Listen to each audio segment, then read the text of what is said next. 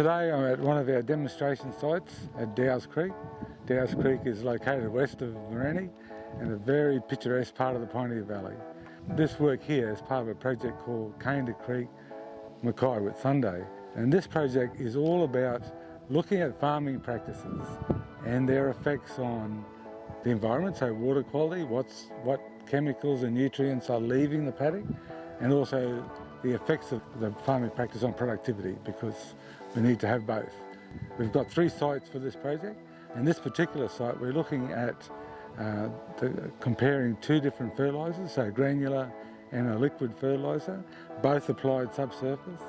We're looking at imidacloprid, which is the cane grub control chemical, and we're also looking at a couple of residual herbicides. So this is how we're going to collect water samples from the paddock.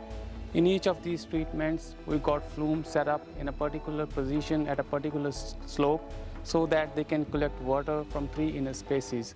At the back end of these flumes, we got sumps and suction heads and suction hoses.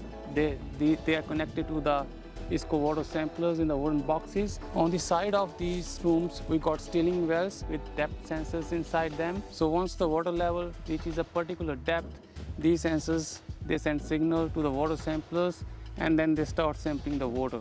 These water samplers, they're going to collect 94 samples from each treatment. Once we get these samples, we'll analyze these water samples for their chemical concentrations and nutrient analysis. Once we got that, we know how much of water is flowing through the paddock by analyzing the flumes, and then we got the chemical concentrations. Eventually we can do the load calculations, which will tell us how much of applied chemical is lost from the paddock via runoff.